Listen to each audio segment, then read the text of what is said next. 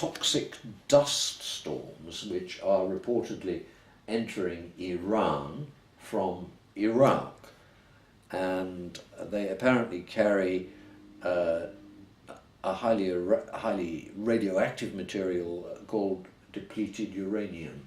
Can you explain the background of that? Yeah, it starts with the Anglo-American invasion of Iraq.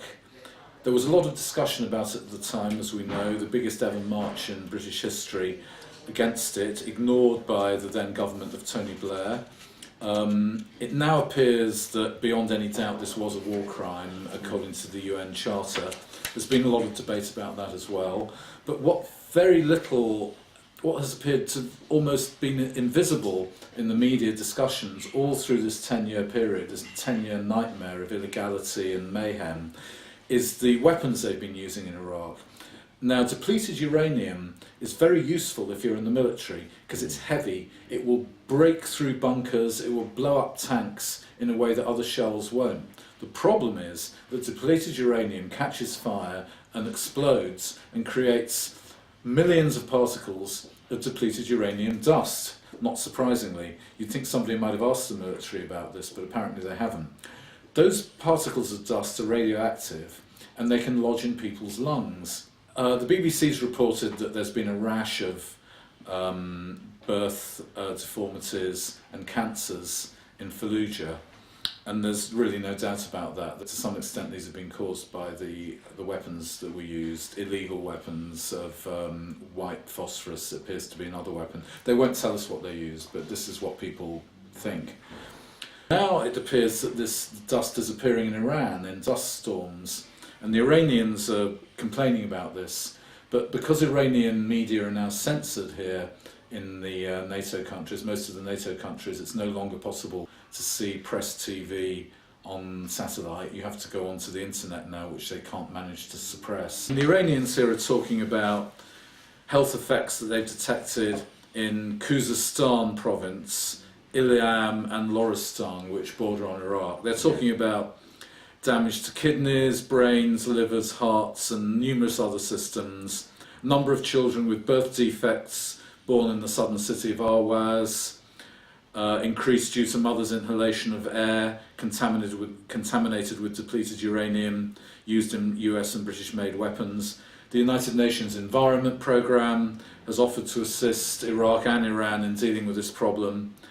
And what is even more disturbing is that depleted uranium has a radioactive half-life of 4.5 billion years. So this could be something which outlives the immediate horror of what Tony Blair and George Bush did in Iraq. The next item is about a former airline pilot who also happens to be a 9/11 expert who has been shot dead. And his friends say it was an obvious assassination. Can you shed any light on that, Ian? Sure. Well, this is a story which took place in California. We weren't there, we can't be 100% sure of anything.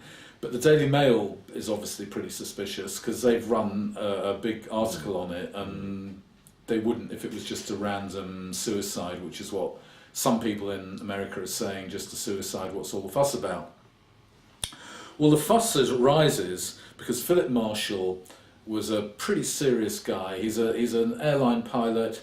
He goes through mental health checks as such. His friends aren't actually saying that it was definitely a hit. His friends are saying he wouldn't have committed suicide, and other people, sometimes known as conspiracy theorists, are saying that it was a hit. Well, what happened? All we know is that his two children, who were on a couch at night, not in their beds, and the dog were all shot dead. The problem, say the skeptics, is the dog, because you'll remember Sherlock Holmes, the dog that didn't bark in the night. Dogs bark, especially if a stranger comes in and starts shooting people up, or a squad of strangers come in. You can't stop the dog barking except by shooting it. On the other hand, people who commit suicide don't usually necessarily kill their children as well, although it's been known, and they certainly don't usually kill their dog. So that's what's making everybody suspicious. He's an expert on the 9/11 attacks, very well connected in the American establishment.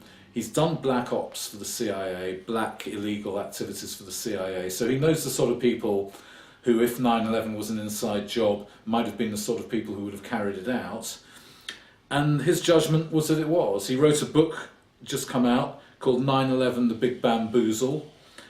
And that's it, really. The really shocking thing is if you read the Santa Barbara Review, he died in Santa Barbara, it's a sort of caricature of what's going on in America and has done since 9/11. You'll see long, very sincere looking posts from people saying, I knew this guy, he's a lifelong friend of mine, I only saw him last December, no way would he have committed suicide. He was a perfectly stable guy, had nothing to commit suicide over. And then you've got posts saying, oh, well, you conspiracy theorists all ought to stuff it up your own something or others, you know. You see this on websites all over the world. I'm sure viewers of RadTV have seen this. So you are saying that this is not an isolated incident, but that a lot of people who have spoken about their own doubts about the official 9/11 story have been assassinated. I'm not quite saying that. I'm saying that when you get this debate, was 9/11 an inside job, you quite often get forums where there's a lot of people saying in a reasoned sort of tone and giving explanations for why that they do think it was an inside job.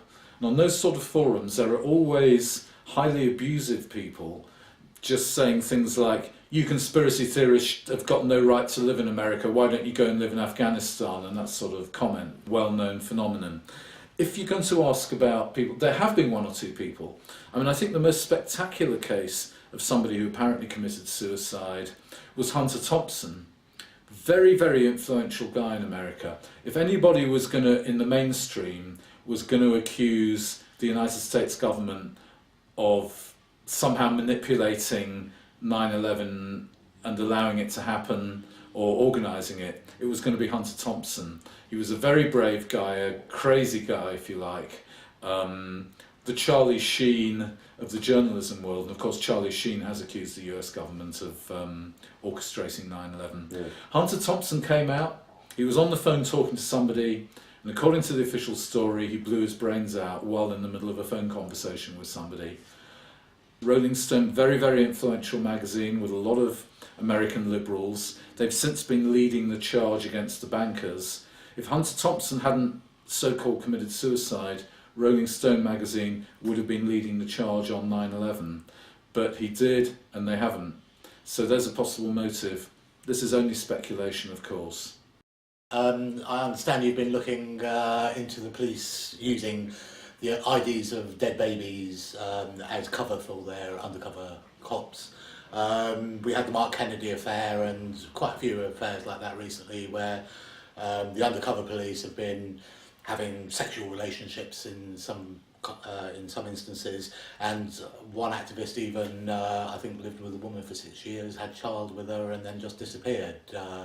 So we've had that kind of misery heaped on people, and I believe you've been studying another heap of misery to put on top. Could you tell us about it, Chris? Yes, well, it's thanks to The Guardian. The Guardian broke this story and they've been investigating this story very thoroughly. Yeah. And now the House of Parliament Home Affairs Committee is looking into it and having a public inquiry. The Met is actually admitting, the Metropolitan Police is admitting that 2 units have been using the identities of dead children. One unit is the SDS, which stands for Special Demonstration Squad, and the other one is the National Public Order Intelligence Unit. So this apparently has gone on for decades, since maybe the 1960s, where undercover police have trolled the births and deaths records to find dead children, preferably not older than about 10. And it's all come to light basically because of activists pursuing people that just suddenly disappeared out of their lives. For instance, John Barker was an 8-year-old boy who died of leukemia, the real John Barker. But one of the undercover police officers called John Dines used John Barker's identity and went and infiltrated environmental activist groups. And most of these IDs that these police have been using from dead children have been to infiltrate peaceful groups that are just exercising their democratic rights. They're usually environmental groups, activist groups. Sometimes it's been on the right wing of the political spectrum, but mostly it's been environmental and activist groups. Sure, yeah. And quite often they've formed relationships. They've been deeply undercover because they've had national insurance numbers in these names, passports in these names, the whole lot. I suppose that's why they have to go back to the birth certificate. That's why they have to go back so far to establish those identities. To make it seem like they really are bona fide, because they didn't want the activists to suspect them as being undercover police officers. So they'd have a very good backstory. So anyway, one of these activist women, her name is Claire.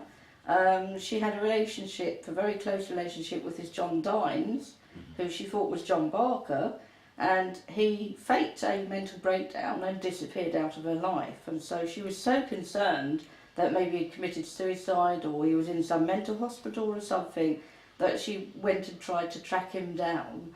And so eventually she got the birth records of John Barker, still didn't realise it was a dead child, and went to the house where John Barker had been born, knocked on the door, asked for him, but luckily for the family, the Barker family, they'd moved. So the person there said, I don't know, they've moved.